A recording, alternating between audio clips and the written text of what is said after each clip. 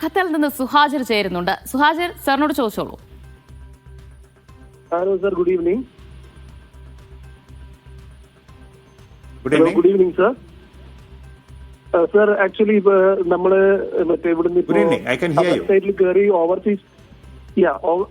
Overseas എലക്ടറിൽ നമ്മൾ register ചെയ്തു, already form submit ചെയ്ത് കഴിഞ്ഞു.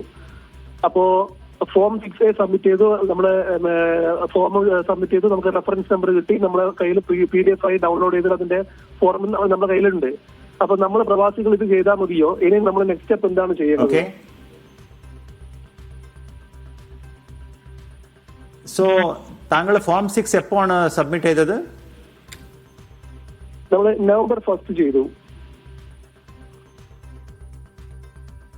November 1 okay. അങ്ങനെയാണെങ്കിൽ ഇത് താങ്കളുടെ ഫോമിന് അപ്രൂവ് ആയി വന്നിട്ടില്ല അല്ലേ? ഇത് പ്രോസസ്സിലാണ്. ഇല്ല, നമ്മൾ ഫോം ജസ്റ്റ് സബ്മിറ്റ് ചെയ്തു, നമുക്ക് റെഫറൻസ് നമ്പർ കിട്ടി, അതിന്റെ കോപ്പി നമുക്ക് ഡൗൺലോഡ് ചെയ്ത് നമ്മുടെ കയ്യിലെടുത്ത് വെച്ചിട്ടുണ്ട്.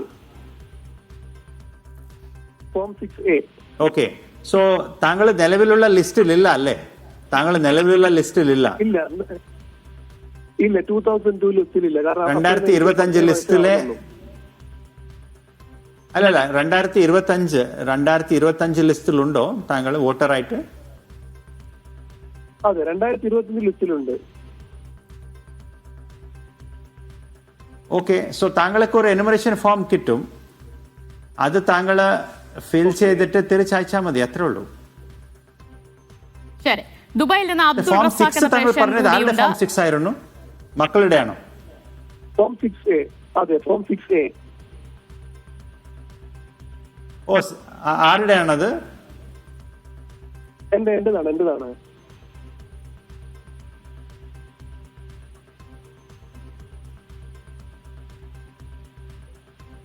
കേൾക്കുന്നില്ല, ക്ലിയർ ആയില്ല.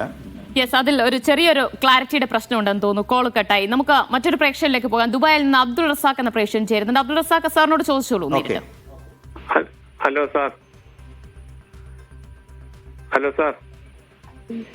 നമസ്കാരം. നമസ്കാരം. ഞാൻ ദുബായില് ഫാമിലി ആയിട്ട് ഇപ്പൊ ഇവിടെയാണ് താമസിക്കുന്നത്. ഭാര്യ മക്കളൊക്കെ ഇവിടെയുള്ള. എന്റെ വീട് അവിടെ അടച്ചിട്ടാണുള്ളത്. വീട്ടിലെ മുമ്പിൽ തന്നെ എന്റെ ഭാര്യയുടെ ഉമ്മയും സഹോദരനും താമസിക്കുന്നുണ്ട്. അപ്പൊ എന്റെ വീട്ടിൽ വന്ന് അവര് വീടിന്റെ ആൾക്കാർ വന്നു കഴിഞ്ഞാൽ ആ ഫോം അവിടെ വീട്ടില് ഭാര്യയുടെ ഉമ്മയുടെ കയ്യിൽ കൊടുത്തിട്ട് ഉമ്മ ഒപ്പിട്ട് കൊടുത്താൽ മതിയാവോ?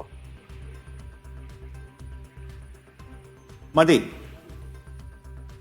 2022 വോട്ടർ ലിസ്റ്റിൽ പേരുള്ളതാണ് ഭാര്യയും മക്കളും.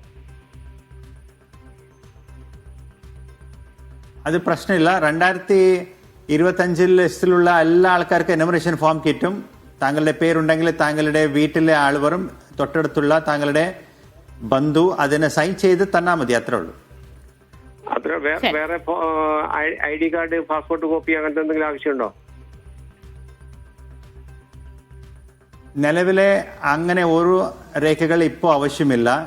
ആ ഫോം കൃത്യമായിട്ട് ഫിൽ ചെയ്തിട്ട് തിരിച്ച് തരണം എന്നുള്ളതേ ഉള്ളൂ. ആവശ്യം വരുവാണെങ്കിൽ മാത്രമേ രേഖകൾ നമ്മൾ വെരിഫൈ ചെയ്യാൻ പോകുന്നുള്ളൂ. Okay, thank you sir. Thank you. ശരി, താങ്ക് യു റസാഖ്.